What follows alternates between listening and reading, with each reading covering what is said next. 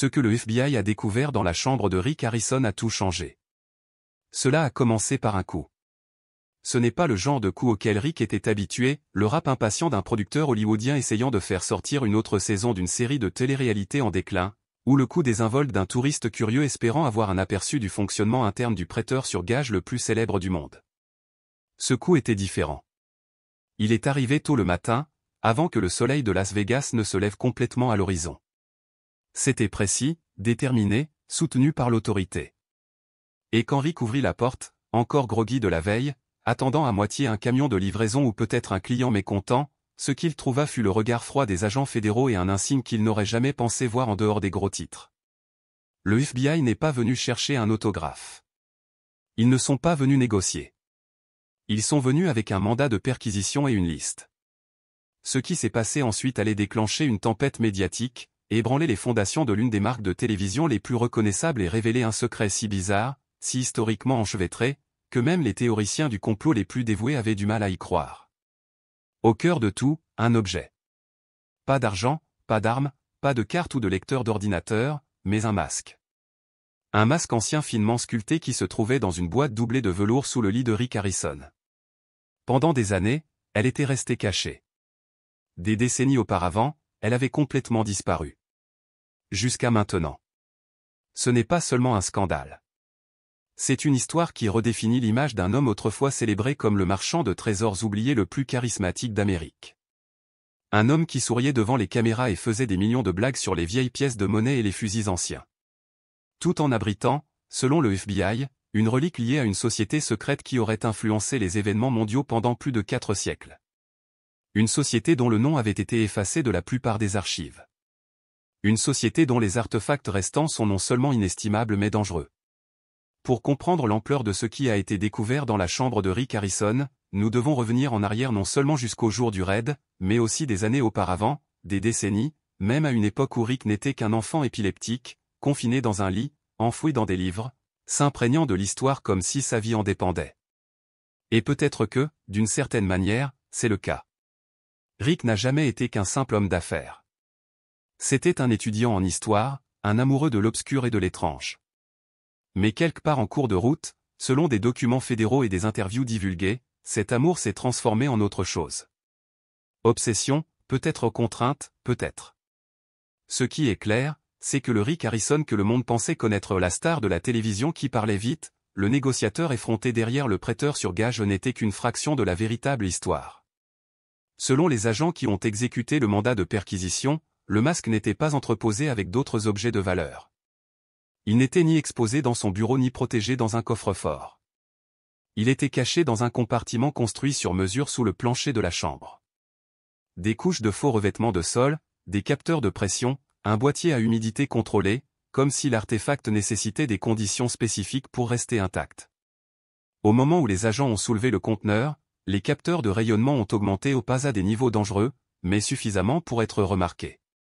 Assez pour suggérer que le masque n'était pas seulement vieux, c'était ancien. Et il avait des propriétés qui ne ressemblaient à rien de ce que l'on avait vu auparavant. Les premiers tests ont révélé que le masque était composé d'un mélange de matériaux qui n'apparaissent pas naturellement ensemble dans les mêmes régions géographiques. L'or remonte à des mines de Mésoamérique, le lapis-lazuli dont l'existence n'est connue qu'en Afghanistan, des gravures complexes dans une langue qui n'a pas encore été entièrement décodée. Mais ce qui a vraiment choqué les enquêteurs n'était pas seulement l'âge ou la composition de l'artefact. C'étaient l'écusson incrusté sur la couronne. Un emblème circulaire avec un serpent se mordant la queue, entourant un œil flamboyant. Pour les connaisseurs, ce symbole est plus que décoratif. Il s'agit de l'insigne longtemps murmuré des custodes, les gardiens de la lumière, une société secrète censée avoir orchestré la montée et la chute des empires, murmuré dans les notes de bas de livres poussiéreux et considéré comme une légende par la plupart des érudits modernes. Jusqu'à présent, le masque n'était pas une imitation. Elle était authentique et, selon les experts appelés en urgence, elle manquait depuis plus de 400 ans. Son dernier emplacement connu, un monastère du sud de la France, entièrement incendié en 1643 dans des circonstances mystérieuses. Tous les hommes à l'intérieur ont péri. L'artefact était présumé perdu jusqu'à ce qu'il apparaisse sous le lit de Rick Harrison. Alors que les agents effectuaient leur perquisition dans la maison, ils trouvèrent d'autres documents écrits en chiffres. Des livres avec des marges annotées à la main dans plusieurs langues, certaines modernes, d'autres mortes. Un coffre-fort mural derrière une peinture à l'huile contenait ce qui semblait être une liste méticuleusement organisée de dates et de noms, dont certains correspondaient à des assassinats politiques, des révolutions et des changements de pouvoir mondiaux connus. À première vue, tout cela semblait trop fantastique pour être réel, le fantasme excentrique d'un collectionneur. Mais en les recoupant avec les archives internationales, les historiens ont été forcés d'admettre l'existence d'une tendance. Une situation inquiétante. C'est à ce moment-là que le récit a commencé à se déliter. La nouvelle est tombée en quelques heures. TMZ a pris le pas, suivi de CNN, d'Associated Press et finalement de grands médias internationaux. Le titre variait, mais le message principal était le même, l'homme qui vendait autrefois des boutons de la guerre civile sur un câble de base faisait désormais l'objet d'une des enquêtes les plus bizarres et les plus approfondies de l'histoire récente du FBI. Les réseaux sociaux ont éclaté. Était-ce un coup monté, une campagne de diffamation, ou Rick avait-il vécu une double vie depuis le début? Internet, comme toujours, a fait ce qu'il fait de mieux, spéculer, mémoriser et théoriser. Les fils de discussion Reddit ont explosé avec des détectives en fauteuil publiant des captures d'écran granuleuses d'anciens étoiles de pion épisodes, soulignant des moments apparemment inoffensifs où Rick a fait référence à d'anciens secrets ou à des objets puissants avec des histoires inédites. Certains ont creusé encore plus profondément, analysant les accessoires de fond de chaque épisode, affirmant qu'ils voyaient désormais des symboles cachés à la vue de tous, des œufs de Pâques ou du fil d'Ariane. Pendant ce temps, dans le monde réel, Rick restait silencieux. Pendant 3 jours, pas de communiqué, pas de conférence de presse de l'équipe juridique, pas de post Instagram. L'homme qui a bâti un empire en étant accessible, a soudainement disparu. Il était détenu sans caution. Les accusations, initialement axées sur l'évasion fiscale et la contrebande d'artefacts, se sont multipliées. Désormais, les procureurs faisaient allusion à des violations des lois internationales sur la protection du patrimoine, à un complot visant à dissimuler des reliques volées, peut-être le plus accablant de tout, à un trafic sciemment d'objets classés comme sensibles par plusieurs gouvernements étrangers. Pourtant, la question persistait. Comment une star de télé-réalité est-elle entrée en possession de l'une des reliques perdues les plus dangereuses de l'histoire? Pour répondre à cette question, les enquêteurs ont commencé à fouiller non seulement dans les biens de Rick, mais aussi dans son passé, dans chaque vente aux enchères, chaque achat, chaque transaction privée. Et peu à peu, une image plus claire a commencé à se former, une chronologie, un réseau, une chaîne de connexion menant à des individus qui, en surface, semblaient déconnectés. Un cardinal italien à la retraite, un ancien agent du MI6 en disgrâce, un marchand de manuscrits rares basé à Marrakech. La liste s'est allongée. Ce qui a commencé comme une descente dans la maison d'un prêteur sur gage s'est transformé en une enquête internationale sur le trafic d'objets culturels et d'armes d'influence historique. Au centre de tout cela, ce masque, comme le murmurait sous couvert d'anonymat un historien impliqué dans l'affaire, ce masque, ce n'est pas seulement le symbole d'une vieille société. C'est la clé de quoi? Je ne sais pas. Mais les gens ont tué pour moins cher. Beaucoup moins. Dans les prochains chapitres, nous découvrirons l'histoire complète, l'ascension et la chute de Rick Harrison, les messages cachés qui ont pu être bien en vue depuis le début, l'héritage terrifiant des custodes Lucas et les artefacts qui seraient toujours là, non réclamés, non documentés et potentiellement entre les mains d'autres personnes qui, comme Rick, ont passé leur vie à chasser les ombres. Mais attention, une fois que vous voyez la vérité derrière le masque, vous ne pouvez pas la cacher.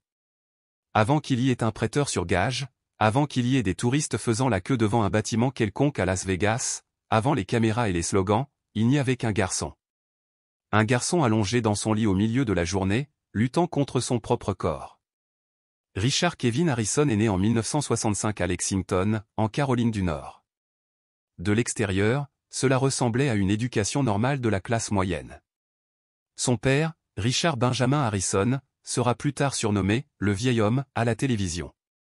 Mais à l'époque, c'était un vétéran de la marine qui essayait de maintenir sa famille à flot. Ce qui rendait l'histoire de Rick différente n'était pas visible au premier coup d'œil. Cela vivait dans sa tête. Diagnostiqué d'épilepsie à l'âge de 8 ans, les premières années de Rick ont été marquées par des convulsions, des visites à l'hôpital et un cruel sentiment d'isolement. La situation a tout changé. Rick ne pouvait pas jouer comme les autres enfants. Il ne pouvait pas participer à la plupart des sports ni même faire du vélo sans surveillance. Mais ce calme est devenu sa force. Pendant que les autres enfants couraient dehors, Rick lisait de manière obsessionnelle, tout ce qui lui tombait sous la main. Il s'est plongé dans les encyclopédies, les livres d'histoire, les romans de science-fiction. À l'époque où il était adolescent, il avait accumulé une archive mentale de faits obscurs et de connaissances historiques avec lesquelles la plupart des adultes ne pouvaient rivaliser. Il ne lisait pas seulement pour le plaisir. Il lisait pour survivre.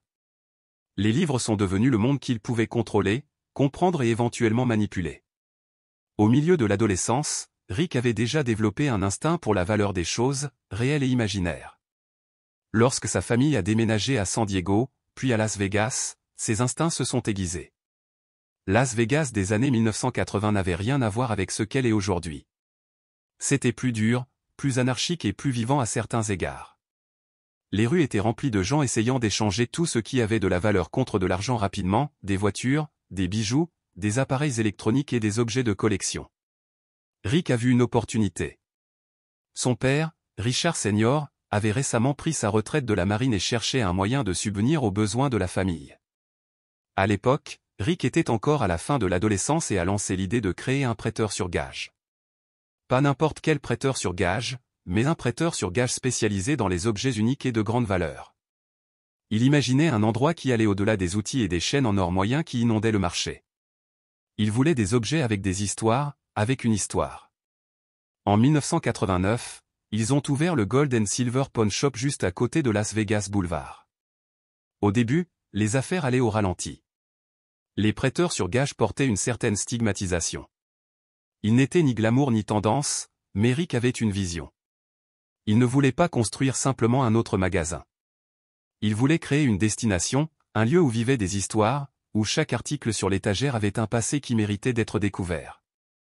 Petit à petit, Rick a commencé à changer la réputation du magasin. Il a introduit une structure, des stratégies de négociation, des systèmes de catalogage et même une forme rudimentaire de ce qui deviendra plus tard le marketing de contenu. Il a encouragé les clients à partager les histoires derrière leurs articles.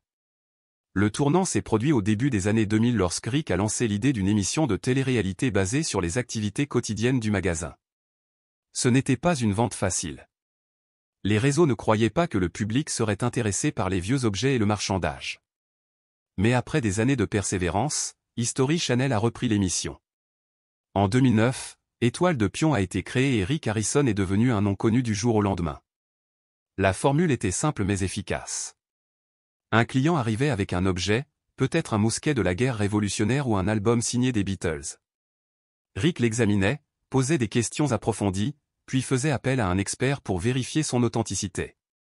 Des négociations s'ensuivirent, parfois houleuses, parfois comiques. Chaque épisode était une fenêtre sur l'histoire américaine, livrée au rythme d'une sitcom et au drame d'une affaire commerciale.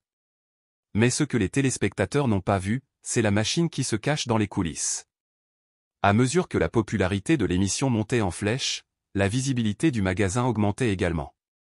Les touristes faisaient la queue quotidiennement, les marchandises s'envolaient des étagères et des retombées se développaient. Les Harrison sont devenus des rois de la télé-réalité. Mais Rick ne se contentait pas de la gloire. Il a continué à collectionner, acheter, échanger et approfondir des objets qui n'ont jamais été montrés à la télévision. Il a développé des relations privées avec des collectionneurs et des vendeurs du monde entier. Certaines transactions ont été documentées, d'autres ont été conclues officieusement. Selon des rapports ultérieurs, bon nombre de ces acquisitions méconnues étaient des artefacts obscurs ou des objets dont la provenance était douteuse, des inscriptions étranges ou des origines dans des régions connues pour leur pillage culturel. Rick était prudent. Il n'a jamais parlé publiquement de ces objets, ni les a mis en vente. Certains disent qu'il les gardait par curiosité personnelle. D'autres suggèrent qu'il construisait quelque chose de plus grand, une collection secrète que les caméras n'étaient jamais autorisées à voir. D'anciens employés le décrivent comme un homme aux deux visages, le négociateur souriant et sarcastique à la télévision et le chercheur silencieux et intense derrière les portes closes. Un ancien assistant, qui a demandé à rester anonyme, se souvient avoir été invité à photographier des dizaines de boîtes anonymes, chacune contenant des éléments que Rick affirmait être trop sensibles pour être vus par le public. Des objets qu'il aurait acquis lors de voyages à l'étranger sous des noms autres que le sien. Son obsession pour les objets historiques n'était pas seulement une question de valeur, c'était une question de pouvoir, de connaissance. Il disait souvent, l'histoire se répète parce que les gens l'oublient. Mais il n'a pas oublié. Il se souvenait de tout. Au fil du temps, il a commencé à croire qu'il pouvait réécrire l'histoire, ou du moins remodeler la façon dont les autres la comprenaient. Au fil des années, la collection de Rick est devenue plus étrange. Alors que les enchères publiques le montraient enchérir sur des prix prévisibles comme des sabres de la guerre civile, des médailles de la Seconde Guerre mondiale et des cartes de baseball vintage, ces acquisitions privées, comme l'ont découvert plus tard les enquêteurs fédéraux, étaient bien plus exotiques. Pièces liées au temple précolombien, manuscrits dans des langues mortes et objets censés avoir une signification spirituelle ou métaphysique. Pour les étrangers, cela ressemblait à de l'excentricité. Pour les initiés, cela ressemblait à un modèle. Ils ne voulaient pas seulement de vieilles choses, ils voulaient de vieilles choses perdues, oubliées ou cachées. Cela nous amène au masque. Selon des documents divulgués, Rick a appris pour la première fois l'existence du masque il y a plus de 15 ans.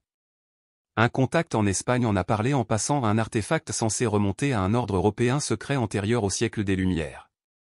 Ce n'était pas à vendre, pas officiellement. On le disait maudit, protégé, dangereux. Rick est devenu obsédé. Au cours de la décennie suivante, il a tracé des pistes en Europe, en Amérique du Sud et en Afrique du Nord. Beaucoup se sont terminés dans des impasses. D'autres ont conduit à des achats qui constituent désormais la base des accusations de trafic d'artefacts du FBI.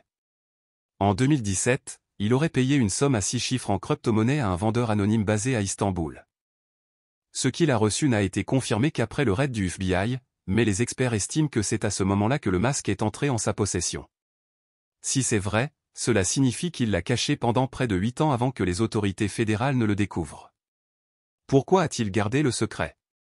Pourquoi ne pas l'exposer, le vendre ou en faire don à un musée? Ces questions restent sans réponse.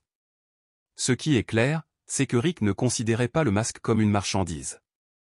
Il y voit une clé de ce que les enquêteurs tentent encore de déterminer. À la suite de son arrestation, d'anciens amis et associés se sont manifestés. Certains sont choqués, d'autres affirment avoir toujours soupçonné que Rick était plus qu'il ne le paraissait. Un collectionneur qui a travaillé avec lui sur plusieurs transactions a déclaré que Rick lui avait dit un jour, « Il y a des choses que vous vendez et des choses que vous gardez, et puis il y a des choses que vous protégez, même de vous-même. » Il est difficile de concilier cette image le Rick Harrison à la télévision, riant de la mauvaise coupe de cheveux de son fils, marchandant une guitare usagée avec l'homme aujourd'hui au centre d'un scandale international impliquant des reliques disparues, des sociétés anciennes et des histoires secrètes. Mais c'était peut-être là le but.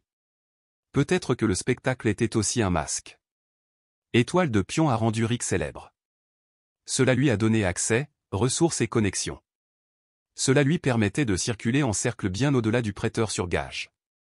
Pendant que les caméras capturaient les rires et les offres basses, Rick construisait un monde à part, un monde où l'histoire n'était pas seulement étudiée, il était utilisé. Et dans ce monde-là, les règles étaient différentes. Il a dit un jour dans une interview, « Chaque objet a une histoire, mais toutes les histoires ne veulent pas être racontées. » Aujourd'hui, cette histoire est mise en lumière et elle ne fait que commencer. Pendant des années, Rick Harrison a projeté la stabilité, un homme qui a bâti un empire à partir de débuts modestes, un homme d'affaires qui a gagné des millions grâce à son charisme, son travail acharné et sa capacité étrange à transformer les oubliés en fortune. Mais alors que le monde était témoin d'une réussite autodidacte, les autorités fédérales ont commencé à voir autre chose, un empire construit non seulement sur des biens de prêt sur gage et des souvenirs, mais sur des couches de transactions, des sociétés écrans et des connexions internationales obscures qui ne s'additionnaient pas. Le problème n'a pas commencé avec le masque. Cette découverte est venue bien plus tard. Ce qui a déclenché le premier examen sérieux, c'est l'argent. Plus précisément, la manière dont l'argent circulait. Cela a commencé par des irrégularités dans les déclarations fiscales. Petit au début, des paiements manqués, quelques déductions qui ont fait sourciller l'IRS. Rien de très tape à accent grave l'œil, mais au fil du temps, les chiffres sont devenus plus suspects. Certaines dépenses professionnelles n'étaient pas accompagnées de reçus correspondants. Les dépôts en espèces apparaissaient sur des comptes personnels qui ne figuraient pas dans les registres de l'entreprise. Les transferts ont été effectués via des comptes à l'étranger sans explication claire. La tendance était subtile mais persistante, et elle a suffi à déclencher une enquête discrète de la part de la division des enquêtes criminelles de l'Internal Revenue Service. En 2019, un groupe de travail avait été formé, comprenant des agents de l'IRS, du FBI et de la sécurité intérieure. Sur le papier, ils enquêtaient sur de potentiels délits financiers, notamment l'évasion fiscale et le blanchiment d'argent. Mais en creusant plus profondément, ils ont découvert bien plus que de simples reçus manquants. Ils ont trouvé des liens. Le Gold & Silver Pawn Shop avait toujours été occupé, et cela faisait partie de son charme. Le flux constant de la circulation piétonnière, le défilé sans fin d'objets qui entrent et sortent. Mais en coulisses, les enquêteurs ont découvert quelque chose de curieux. Certaines transactions n'ont pas suivi des schémas typiques. Les objets de grande valeur étaient achetés sous des pseudonymes. Les registres d'achat ont été modifiés après coup. Les évaluations étaient gonflées ou dégradées selon les acheteurs.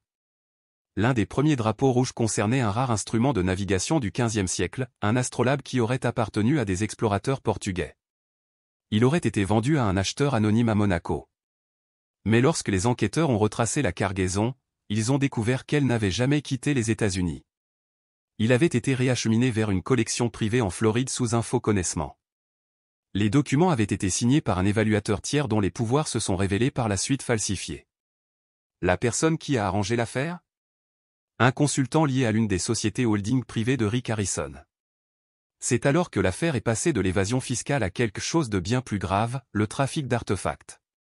Le trafic d'objets du patrimoine culturel n'est pas une accusation courante devant les tribunaux américains. C'est rare, difficile à prouver et souvent enfoui sous des couches de formalités diplomatiques.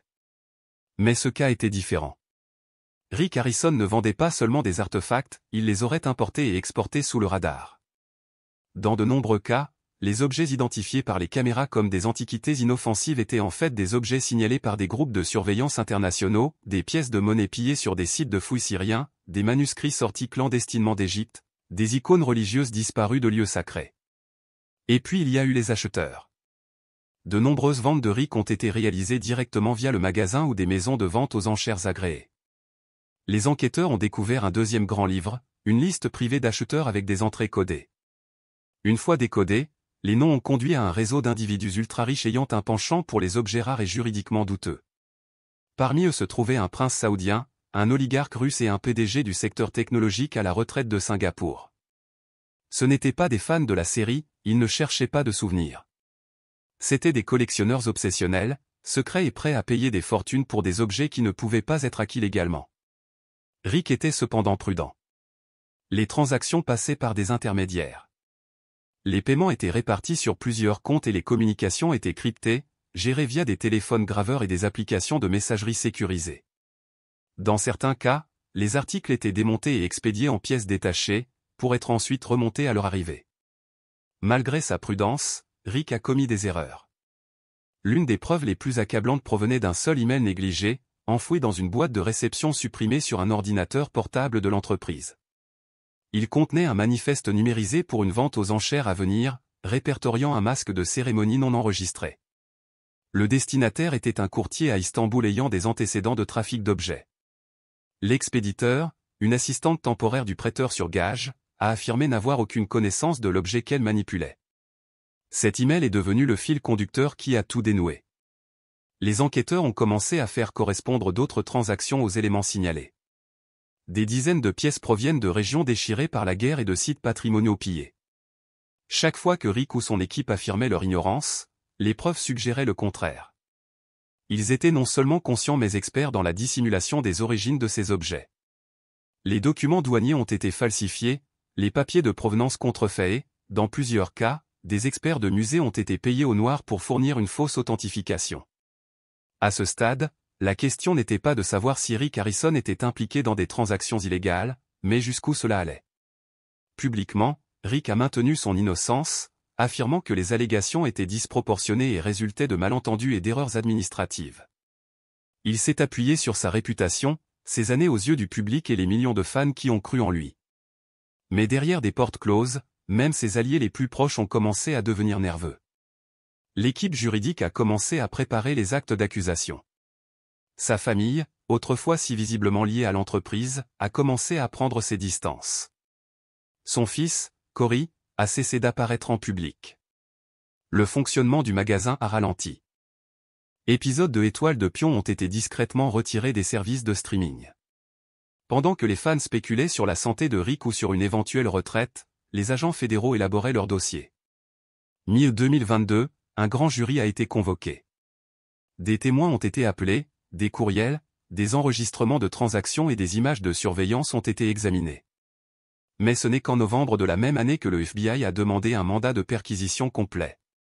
Le mandat ne se limitait pas au magasin. Cela s'étendait au bureau, à l'entrepôt et, surtout, à sa maison de Rick. Le raid a eu lieu en février 2023. Ce que les agents y ont trouvé a choqué même les enquêteurs les plus chevronnés.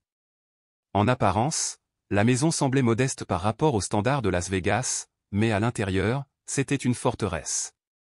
Compartiments cachés, coffre-fort à température contrôlée et salle de serveur privée. Sous le plancher de la chambre, ils ont découvert un artefact qui allait complètement changer la portée de l'enquête. Mais avant même qu'ils aient trouvé le masque, les preuves financières à elles seules étaient accablantes. Plus de 2000 pages de transactions reliées Rick à des importations illégales, des exportations falsifiées et des ventes d'objets culturellement protégés. L'IRS a allégué qu'il devait des millions d'arriérés d'impôts, et les douanes et la protection des frontières ont constaté des violations de la loi de mise en œuvre des biens culturels. Les tribunaux internationaux demandent l'extradition pour des crimes potentiels commis à l'étranger. Ce n'était plus une question d'éthique des affaires, c'était un scandale mondial. Lorsque Rick a été arrêté, il n'a pas résisté. Les agents qui l'ont arrêté ont déclaré qu'il semblait calme, voire impatient, comme s'il savait que ce moment était inévitable. Lorsqu'on lui a demandé s'il avait quelque chose à dire, il aurait simplement répondu « Vous avez trouvé le masque, n'est-ce pas ?» C'était une déclaration énigmatique, mais elle confirmait ce que de nombreux enquêteurs soupçonnaient, le masque n'était pas simplement un autre objet de la collection de Rick. C'était la pièce maîtresse, et chaque accord secret, chaque faux document faisait partie d'une mission plus vaste visant à l'acquérir et à le protéger. Avec Rick en garde à vue et des procédures judiciaires en cours, le public s'est retrouvé avec des questions. Comment est-il resté si longtemps inaperçu? Comment un homme dont la vie avait été diffusée à des millions de personnes a-t-il réussi à cacher à la vue de tous un empire de transactions illégales? Le plus obsédant, que savait Rick du masque qui valait la peine de tout risquer? Le raid n'était pas seulement une question d'argent. Il ne s'agissait pas seulement de reliques. Il s'agissait de quelque chose de bien plus ancien, de bien plus dangereux. Le 14 février 2023 était un jour dont on aurait dû se souvenir pour les roses, les chocolats et les toasts au champagne. Au lieu de cela, c'est devenu la date inscrite sur un mandat de perquisition fédérale qui allait changer la vie de Rick Harrison pour toujours. Alors que l'aube se levait sur les montagnes du Nevada, 3 SUV noirs, une camionnette mobile et 2 berlines banalisées serpentaient tranquillement dans la banlieue de Las Vegas. Ce n'était pas le centre-ville, ni un territoire touristique. Le manoir de Rick Harrison se trouvait dans une communauté fermée discrète, conçue pour l'intimité et le contrôle. Mais ce jour-là, le contrôle ne lui appartenait plus. À 5h42, l'équipe arrive au portail. Un agent a présenté le mandat à l'équipe de sécurité privée. Le garde hésita brièvement avant de soulever la barrière, et quelques instants plus tard, les bottes étaient au sol. Les caméras ont tourné et la maison de Rick Harrison n'était plus un sanctuaire, c'était une scène de crime. Lorsque la porte d'entrée s'est ouverte, Rick, groggy et pieds nus, n'a opposé aucune résistance. Il n'a pas demandé un avocat ni posé de questions. Il s'est simplement retiré lorsque 10 agents fédéraux sont entrés dans la maison qu'il avait méticuleusement organisée pendant des décennies. La maison elle-même était impeccable, des meubles coûteux, des œuvres d'art de qualité musée et un sentiment d'ordre à la fois impressionnant et troublant. Chaque objet avait sa place, rien n'était aléatoire. Mais alors que les agents parcouraient les pièces, ils ont commencé à remarquer quelque chose d'étrange. La décoration n'était pas seulement de bon goût, elle était délibérée. Plusieurs peintures, examinées sous lumière ultraviolette, ont révélé des symboles cachés sous la surface. Les livres n'étaient pas classés par titre ou par genre, mais par une séquence de nombres qui, une fois décodés, correspondaient à des coordonnées astronomiques. Même les tapis anciens contenaient des motifs identiques aux diagrammes des manuscrits des sociétés secrètes du XVIIe siècle. Puis vint la chambre. Les agents avaient été informés de l'importance de cette pièce quelques semaines plus tôt, grâce à des messages interceptés et à des images satellites montrant d'étranges rénovations. Le sol était inhabituellement épais et de faibles lectures électromagnétiques ont été détectées près du lit. La pièce était anormalement fraîche. Lorsque les agents sont entrés, ils ont trouvé un mur vide trop vide. Pas de prise, pas de plainte, juste des cloisons sèches. En le tapotant, j'ai révélé qu'il était creux. Un scanner portatif a confirmé leurs soupçons, il y avait un compartiment caché derrière le mur. Lors de la brèche, ils ont trouvé un verrou biométrique. Ce n'était pas un clavier standard, cela nécessitait à la fois un scanner rétinien et une empreinte digitale. Sans la coopération de Rick, il aurait fallu des heures pour le contourner. Mais lorsqu'on lui a demandé de l'ouvrir, il a obéi en silence. La porte du coffre-fort s'ouvrit avec un léger sifflement, révélant un étui noir, rembourré de mousse, enveloppé de soie et scellé d'un insigne de cire. Au moment où les agents ont soulevé le dossier, les capteurs de rayonnement dans la pièce ont augmenté. Quelque chose à l'intérieur réagissait à son environnement. Le dossier a été ouvert avec soin chirurgical. À l'intérieur se trouvait le masque métallique sombre, irisé sous la lumière. Sa structure humanoïde était légèrement décalée, avec des yeux allongés et une bouche étroite gravée de symboles.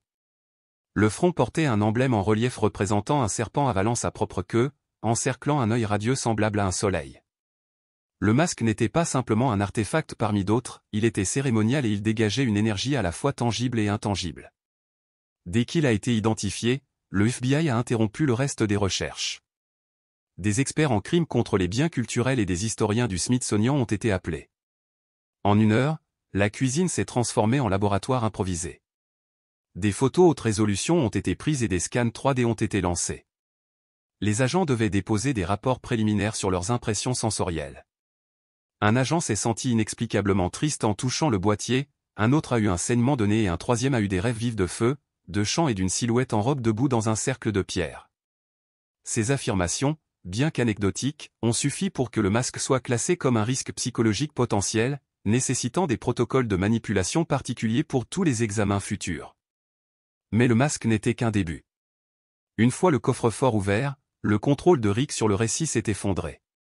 Cachés sous le plancher d'une pièce adjacente, ils ont découvert un deuxième compartiment contenant des dizaines de livres reliés en cuir. Certains étaient manuscrits, d'autres imprimés dans des dialectes rares. Les livres contenaient des références à des événements, des lieux et des noms qui semblaient au premier abord déconnectés, mais des modèles ont commencé à émerger, les changements géopolitiques, la chute du mur de Berlin, les attentats du 11 septembre, le printemps arabe. Certains livres portaient les insignes des ordres maçonniques, tandis que d'autres n'étaient pas marqués mais remontaient à des bibliothèques pillées pendant la Seconde Guerre mondiale. À l'intérieur d'un tube en laiton enveloppé dans du parchemin ancien, les agents ont trouvé des cartes dont l'encre était à peine lisible. L'amélioration numérique a révélé des symboles correspondant à ceux trouvés sur le masque. Comparé à une base de données mondiale de sites anciens, un enquêteur a découvert une corrélation choquante, ces points ne correspondaient pas à des frontières politiques, mais à des points chauds énergétiques, des emplacements identifiés comme des sites de résonance électromagnétique inhabituels. Ligne tellurique. Les données étaient difficiles à ignorer. Vers midi, la maison était bouclée. Des drones tournaient au-dessus de nous. La communication était bloquée. Rick a été transporté dans un établissement sécurisé pour être interrogé, mais il n'a pas dit grand-chose. Il a seulement mentionné que le masque n'était jamais censé être retrouvé, qu'il était censé rester caché et que le sortir de son lieu de repos changerait tout. Et peut-être que c'était déjà le cas. Le raid, bien que techniquement réussi, n'avait fait qu'effleurer la surface. Ce qui avait commencé comme une opération contre la fraude fiscale et la contrebande était entré dans un domaine différent, un domaine où l'histoire, le mythe et le pouvoir s'entremêlaient d'une manière que personne n'aurait pu prédire. À la fin de la journée, les autorités fédérales avaient saisi plus de 70 objets sans papier dans le manoir.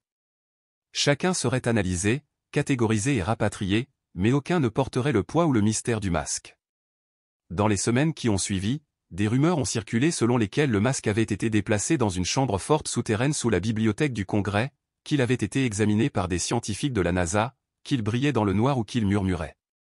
Aucune théorie n'était trop étrange car, pour la première fois, les personnes les plus proches de l'enquête ont commencé à l'admettre, peut-être qu'il ne s'agissait pas seulement de droit ou d'histoire.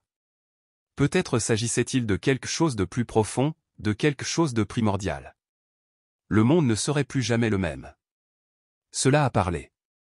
Et puis sont venus les rêves. Quelques jours après l'exposition au masque, plusieurs chercheurs ont rapporté des expériences similaires. Des rêves vifs, des symboles récurrents, une sensation d'être observé. Certains l'ont rejeté comme une suggestion psychologique, rien de plus que la réaction du cerveau à une exposition prolongée au mystère et aux attentes.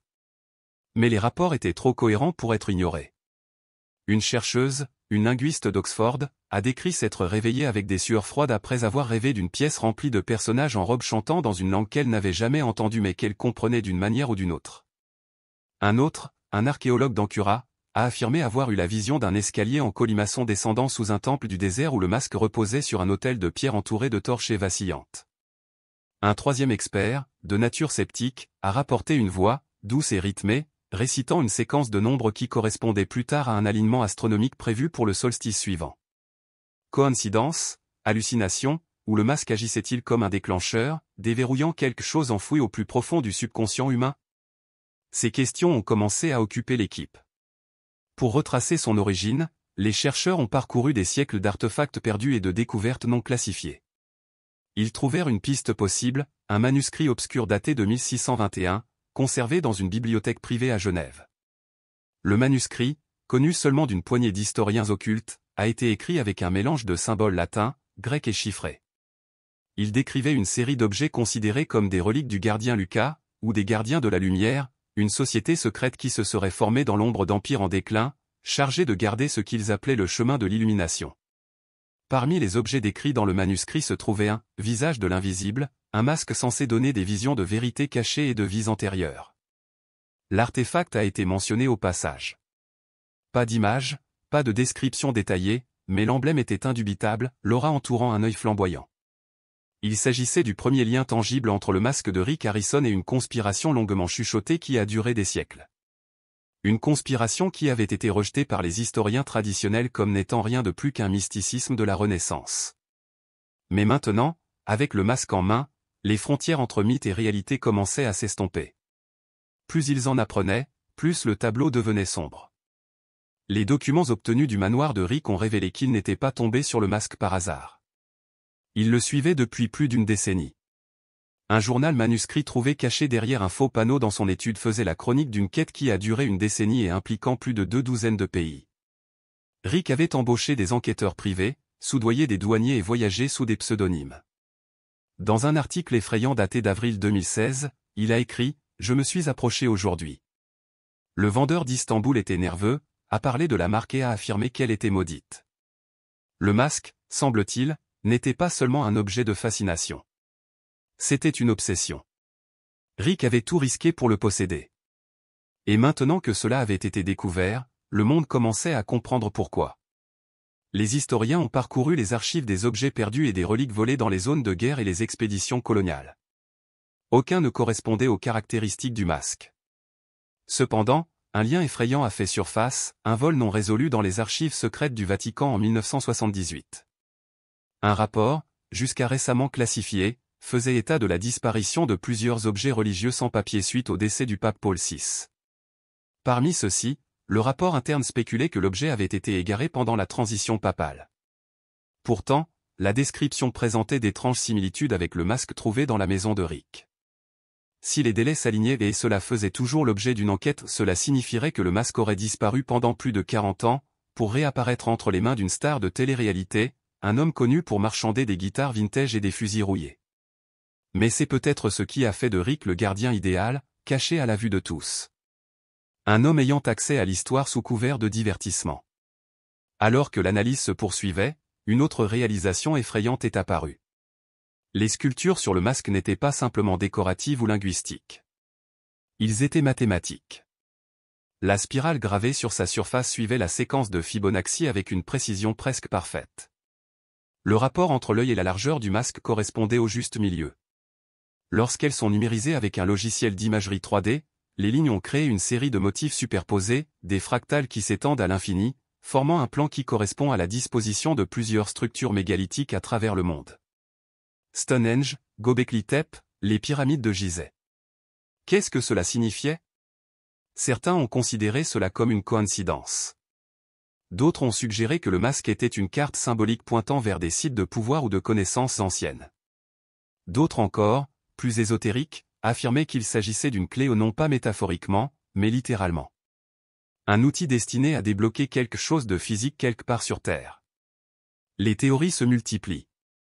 Un groupe de théoriciens a proposé que le masque fasse partie d'un ensemble plus vaste, sept masques dispersés à travers le monde, chacun étant connecté à un élément de la création. Un autre a affirmé qu'il s'agissait d'un extraterrestre installé parmi les premières civilisations pour guider leur développement. Une troisième théorie, plus fondée sur l'analyse historique, soutenait que le masque était utilisé dans des initiations secrètes, des rituels exécutés par le gardien Lucas pour transmettre des connaissances interdites d'une génération à l'autre. Mais toutes les théories partageaient une vérité troublante. Rick Harrison n'était pas censé avoir ça, et il n'était certainement pas censé le garder caché. Le masque, désormais sous protection fédérale, a été déplacé vers un lieu classé pour une analyse à long terme. Mais avant qu'il ne soit scellé, un dernier test a été effectué, un scan par résonance acoustique. Lorsqu'il était exposé à certaines fréquences, le masque vibrait pas de manière aléatoire, ni sporadique, mais selon un schéma, une impulsion, presque comme un battement de cœur. Quel que soit son objectif, le masque n'était pas mort. Et ceux qui avaient passé leur vie à le chasser, à le protéger, à le cacher ne laisseraient probablement pas sa découverte sans contestation. Le monde pensait que Rick Harrison était un collectionneur, un conteur et une célébrité. Maintenant, il était tout autre chose, un gardien. Un homme qui avait découvert un portail vers un monde secret et peut-être, juste peut-être, l'avait ouvert. Bien avant le raid du FBI, avant que les caméras de télévision ne tournent leur regard vers un prêteur sur gage poussiéreux à Las Vegas, avant que Rick Harrison ne commence sa quête pour acquérir un masque mystérieux murmuré dans d'obscures notes historiques, il existait un nom que peu avaient jamais entendu, le gardien Lucas. Traduit du latin, cela signifie « gardien de la lumière ». Pendant des siècles, ce nom n'a vécu que dans des rumeurs, des documents épars et des écrits ésotériques rejetés par les historiens traditionnels. Mais après les événements entourant l'arrestation de Rick, ce nom obscur a refait surface et avec lui, un héritage enraciné dans le secret, l'influence et le pouvoir. Pour comprendre pourquoi la découverte du masque et la possession de Rick Harrison étaient si importantes, il faut d'abord comprendre qui était le gardien Lucas et ce qu'il représentait. Contrairement aux francs-maçons, aux Rosicruciens ou aux Illuminati, le gardien Lucas n'a pas laissé derrière lui des temples, des statues ou des archives ouvertes. Il n'était pas mentionné dans les grandes conspirations ni dans la conscience publique. Il se déplaçait silencieusement à travers le tissu de l'histoire. Si l'on en croit les rumeurs, elles tirent les ficelles derrière d'épais rideaux de temps et de mystère. La première référence présumée au gardien Lucas apparaît dans une lettre du XIVe siècle écrite par un scribe anonyme servant sous le pape Benoît XII. Dans la lettre, le scribe met en garde contre un ordre silencieux qui conseille les rois et observe les papes. Il affirme que le groupe reste isolé, se réunit uniquement sous le déguisement des âmes et transmet ses connaissances uniquement à ceux qui prêtent serment de sang. La lettre a été rejetée par l'Église comme apocryphe ou une histoire de paranoïa d'un moine dérangé. Mais des siècles plus tard, cette même phrase, « conseille les rois et les papes de l'ombre » réapparaîtrait, gravée sur la couverture d'un livre rare intitulé Veritas Olt, La vérité cachée, trouvé dans une bibliothèque privée autrichienne au XIXe siècle. Ce qui est le plus inhabituel chez Lucas, ce n'est pas seulement leur prétendu secret, mais le schéma récurrent de leur présence à des moments clés de l'histoire de l'humanité. De nombreux chercheurs indépendants, qui ont étudié les changements politiques marginaux et les décisions militaires obscures du XVIe au XXe siècle, sont tombés sur des anomalies similaires. Des individus apparaissant en marge d'événements charnières.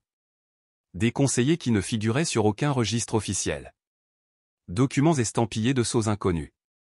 Les factures des articles n'ont jamais été comptabilisées. Chuchotements de gardiens de phare envoyés pour influencer ou récupérer quelque chose au bon moment.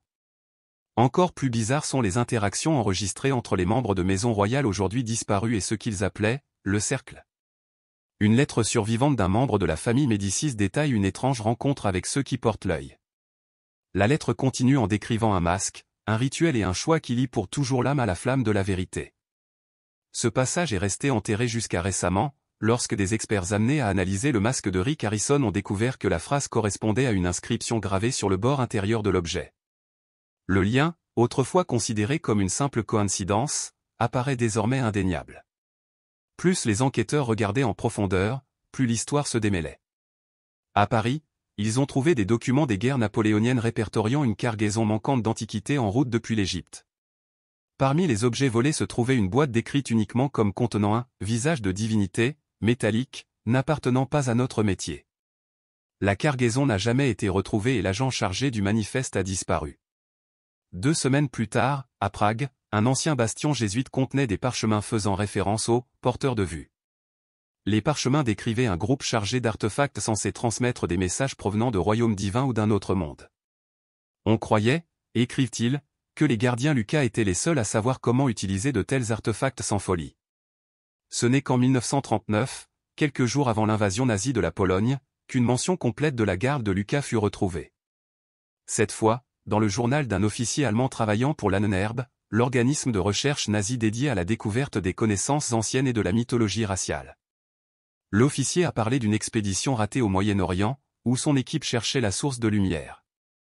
Selon son journal, ils avaient intercepté des informations provenant d'un agent britannique selon lesquelles une société cachée ayant des racines dans l'histoire de l'Europe et du Proche-Orient possédait un masque capable de libérer la conscience ancienne. L'opération fut un échec. Son équipe n'est jamais revenue. L'officier a été réaffecté puis exécuté pour insubordination. Le journal a cependant été conservé dans les archives soviétiques et a refait surface au début des années 2000. Il décrivait le masque avec des détails choquants, correspondant précisément à l'objet découvert sous le plancher de Rick Harrison des décennies plus tard. Pourquoi le gardien Lucas s'est-il donné tant de mal pour rester caché? D'après les quelques écrits qui les mentionnent, leur mission n'était pas de dominer le monde ni d'accumuler des richesses. Leur objectif, si les récits sont vrais, était la tutelle, garder le savoir sacré hors de la portée de ceux qui l'utiliseraient de manière imprudente. Transmettre ces connaissances uniquement à ceux qui ont été testés, initiés et prouvés comme étant des chercheurs de vérité et non de pouvoir. Mais si Rick Harrison n'en faisait pas partie, comment est-il entré en possession du masque? Et s'il était l'un d'entre eux, comment avait-il infiltré le rang sans que personne ne s'en aperçoive? Cette question ne trouvera peut-être jamais de réponse complète, mais les enquêteurs pensent que le masque acquis par Rick était l'un des rares masques jamais créés. Peut-être 3, peut-être 7. Chaque masque, selon les fragments de tradition, représentait un aspect différent de la perception humaine, la vue, le son, la pensée, l'émotion, le temps, l'espace et la mort. Ensemble, ils seraient capables de modifier le cours de la civilisation en ouvrant un accès sensoriel complet aux couches cachées de la réalité. Certains ont rejeté ces idées comme étant de la pure fantaisie, au mieux symbolique. Mais d'autres ont constaté des tendances troublantes. Le moment choisi pour la réapparition du masque, sa proximité avec l'instabilité mondiale, la polarisation croissante des sociétés à travers le monde, tout cela est trop commode pour être considéré comme une coïncidence. Plusieurs agences de renseignement ont commencé à rechercher si l'émergence du masque était liée à des anomalies géopolitiques récentes. Certains ont même envisagé la possibilité que le regain d'intérêt pour les connaissances anciennes oubliées puisse conduire à une déstabilisation au niveau psychologique de masse. Puis vint la question que personne ne voulait poser à voix haute. Et si Rick Harrison n'était pas le dernier détenteur du masque, mais simplement un coursier? Et si quelqu'un d'autre l'avait mis entre ses mains, en attendant qu'il soit découvert au bon moment? Parce que, comme l'a noté un enquêteur dans une note classifiée, Rick n'est pas seulement tombé sur le gardien Lucas. Il a peut-être été choisi par eux, ou pire, utilisé. Après tout, quelle meilleure cachette qu'un prêteur sur gage rempli d'ordures et d'histoires? Quel meilleur camouflage qu'une émission de télé-réalité conçue pour vous faire rire de l'histoire tout en cachant la vérité à la vue de tous? La question de savoir qui est le gardien de Lucas demeure. Certains pensent qu'ils ont disparu et que leurs connaissances sont dispersées. D'autres insistent sur le fait qu'ils existent toujours, observant depuis les marges, attendant le moment où le monde sera prêt ou assez désespéré à accueillir la lumière qu'ils gardent. Mais une chose est désormais sûre. La découverte du masque a prouvé qu'ils étaient réels. Et le silence qui a suivi ne fait que confirmer ce que beaucoup craignaient. Ils sont toujours là. Lorsque l'histoire de l'arrestation de Rick Harrison a éclaté, la plupart des gens ont pensé qu'il s'agissait d'une étrange anomalie. Une star de télé-réalité connue pour marchander des souvenirs d'Elvis s'est soudainement retrouvée sous la garde fédérale à cause d'un masque vieux de plusieurs siècles lié à une société secrète. C'était surréaliste, voire absurde. Mais en quelques jours, les enquêteurs ont découvert que les liens des transactions d'artefacts d'Harrison s'étendaient bien au-delà du prêteur sur gage et au cœur d'un monde encore plus secret que la société que le masque représentait, le monde exclusif, féroce et moralement gris des antiquités de célébrités. Hollywood a toujours eu une obsession pour l'histoire, mais au cours des dernières décennies, cette fascination s'est répandue de l'écran dans les coffres privés des acteurs, réalisateurs, musiciens et magnats. Alors que le public est habitué à voir des stars de cinéma investir dans l'art ou les voitures anciennes, peu connaissent le commerce clandestin d'objets rares qui se déroule à huis clos. Ce ne sont pas des bibelots. Ce ne sont pas des répliques d'épées ou de faux sarcophages. Il s'agit d'objets réels, des armes anciennes, des manuscrits perdus, des objets de cérémonie sortis clandestinement de temples en ruine et de nations déchirées par la guerre. Rick Harrison avait ses empreintes digitales partout dans le monde.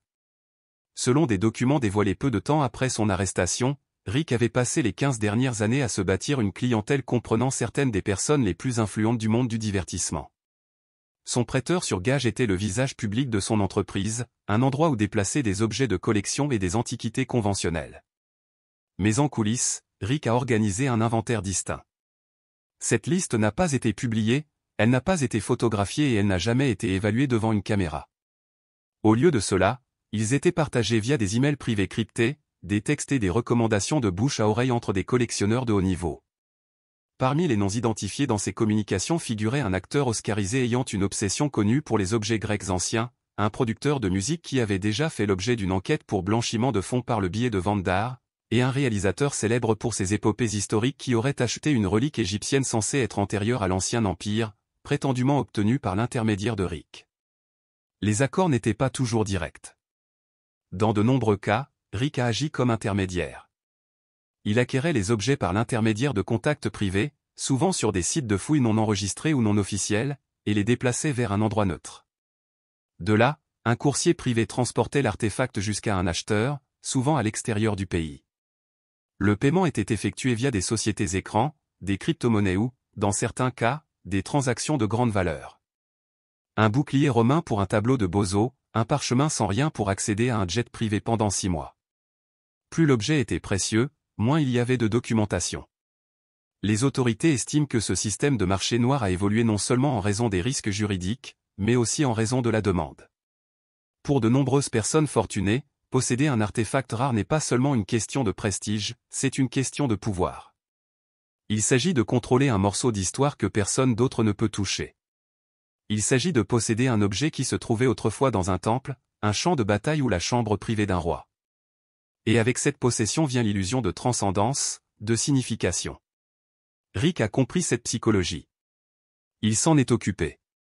D'anciens associés ont déclaré qu'il parlait souvent en termes mythiques lorsqu'il décrivait les pièces de sa collection privée. Il n'a pas parlé de valeur de revente ou d'estimation aux enchères. Il a parlé d'héritage, de destin, de possession des échos du passé.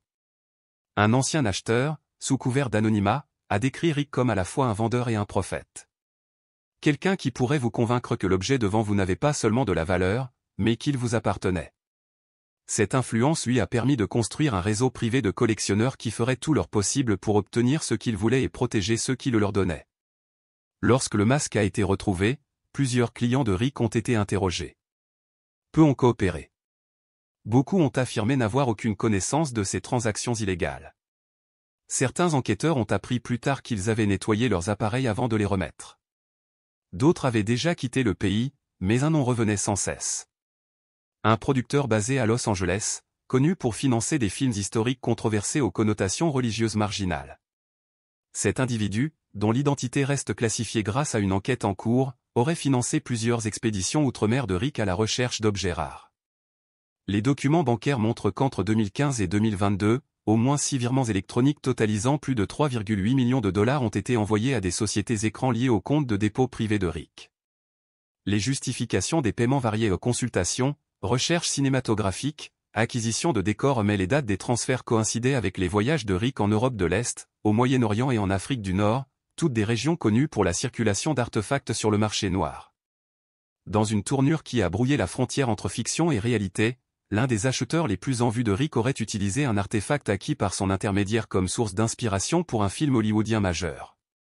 Le film, qui a rapporté plus de 300 millions de dollars, était centré sur un ordre secret qui protégeait les connaissances anciennes au moyen de reliques codées, notamment un masque de cérémonie censé contenir des secrets divins. Les parallèles étaient trop étranges pour être ignorés. Était-ce une coïncidence, une licence artistique, ou le réalisateur savait-il exactement à quoi il faisait référence ? Un aspect inquiétant de ce réseau de collectionneurs de célébrités était le circuit des enchères. Alors que les grandes maisons de vente aux enchères comme Sotheby's et Christie's opèrent selon des réglementations internationales strictes, les petites maisons situées dans des pays où la surveillance est laxiste sont devenues des foyers d'échange douteux. Ces marchés secondaires, souvent gérés en ligne ou dans les arrière-boutiques des galeries, permettaient aux objets de passer par plusieurs propriétaires avant de refaire surface avec une provenance apparemment légitime. Il s'avère que Rick avait des liens avec au moins 3 de ces maisons de vente, une à Prague, une autre à Beyrouth et une troisième à Buenos Aires. Il utilisait ces lieux pour désinfecter les objets, fournissant ainsi une trace de propriété qui pourrait masquer l'origine originale et souvent illégale de l'objet. Une fois propre, l'article pourrait être vendu à n'importe qui, y compris aux acheteurs américains, sans aucun signal d'alarme immédiat. Ce système de blanchiment est devenu particulièrement dangereux lorsqu'il croisait des zones de guerre. Dans un cas, Rick était lié à un reliquaire qui avait été volé dans un monastère syrien détruit pendant la guerre civile dans le pays. L'objet a refait surface dans une maison privée à Beverly Hills. Le propriétaire, un célèbre artiste d'enregistrement, a affirmé l'avoir acheté dans le cadre d'une vente immobilière privée, mais les dossiers de transaction ont montré qu'il était passé par l'un des contacts de Rick quelques mois auparavant. L'artiste a coopéré avec les enquêteurs et a restitué l'objet, mais a nié savoir qu'il avait été volé. Pourtant, la tendance était claire. Rick ne vendait pas seulement l'histoire. Dans certains cas, il a permis le vol et le déplacement du patrimoine culturel de pays en crise, tout cela au profit de la consommation des élites. Au fur et à mesure que l'enquête s'approfondissait, elle a également révélé un courant sous-jacent plus sombre. Certains des acheteurs de Rick n'étaient pas que des collectionneurs. Ils étaient croyants. Parmi ces correspondants privés se trouvaient des courriels dont l'objet était « Le signal est actif, préparation à l'initiation » et « Les approches clés ». Ce n'étaient pas des mots de code pour les ventes. Il s'agissait de références au langage rituel, de phrases tirées directement d'anciens textes ésotériques liés à des ordres secrets. Les analystes linguistiques engagés par le FBI ont confirmé que certains des courriels empruntaient des phrases à des sections non traduites du Corpus Hermeticum et du livre d'Enoch, tous deux utilisés tout au long de l'histoire par les mystiques et les sociétés secrètes comme modèle de connaissance divine. Que faisait Rick?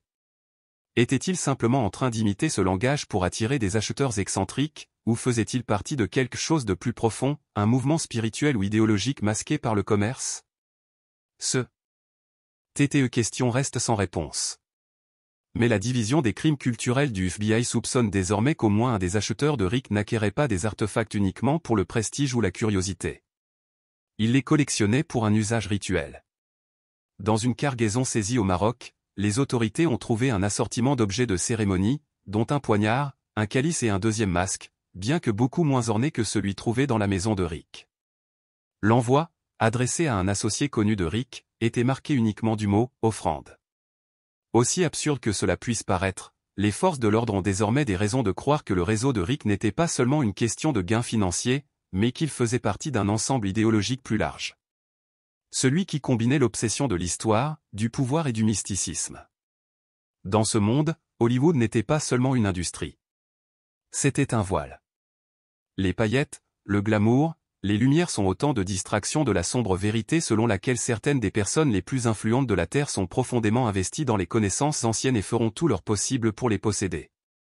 Rick Harrison, le prêteur sur gage de Las Vegas, était leur gardien jusqu'à ce que le FBI ouvre la porte.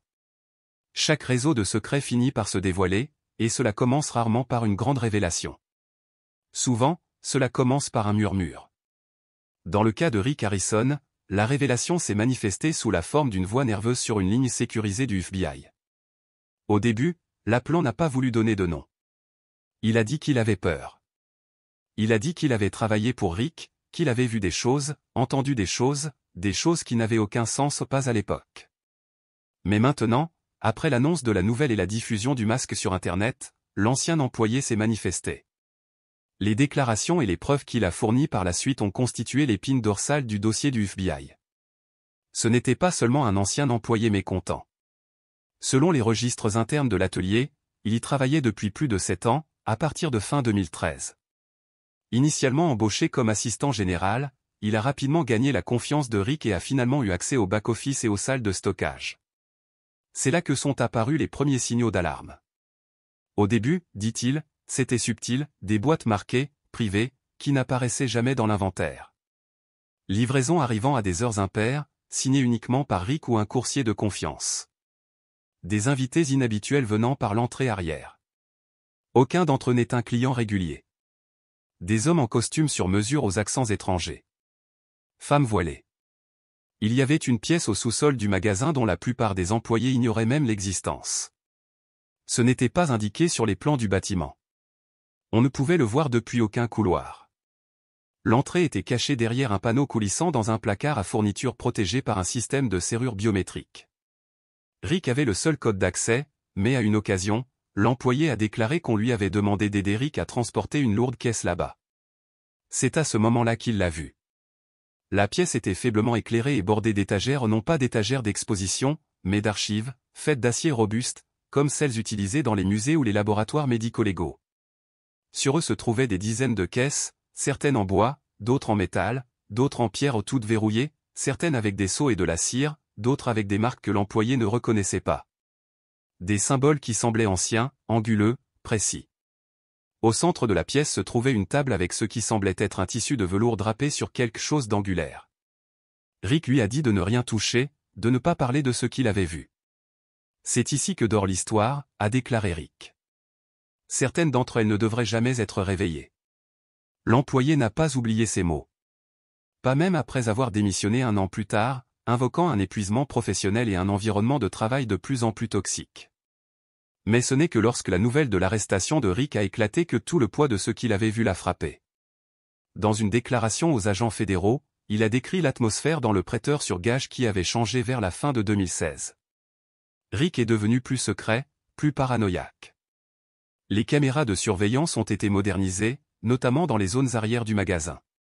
Il a été demandé au personnel d'éviter complètement certaines chambres. De nouvelles règles ont été mises en place, pas de photos dans l'arrière-boutique, pas d'utilisation du téléphone dans les zones de stockage, pas de remise en question des livraisons spéciales. Un incident en particulier est ressorti.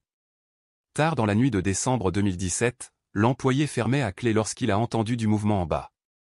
Il savait que tout le monde était rentré chez lui. Curieux, et certes effrayé, il est allé enquêter. Il n'est pas allé loin. Alors qu'il s'approchait de la pièce cachée, il entendit des chants rythmés et répétitifs ni en anglais, ni en espagnol. Un bourdonnement profond et résonnant comme des voix superposées, puis le silence. Silence total et étouffant. Il recula et quitta le bâtiment. Il n'a pas demandé à Rick à ce sujet. Il n'en a parlé à personne jusqu'à présent. L'ancien employé a également fourni aux agents des preuves matérielles, des photos qu'il avait secrètement prises lors de son dernier jour de travail, montrant l'une des caisses avec son seau brisé, révélant ce qui semblait être un petit humanoïde doré avec des yeux d'insecte et des bras croisés dans une pose rituelle. Une autre photo montrait un registre partiellement ouvert avec l'écriture de Rick, rempli de noms, de dates et de notes à l'encre rouge.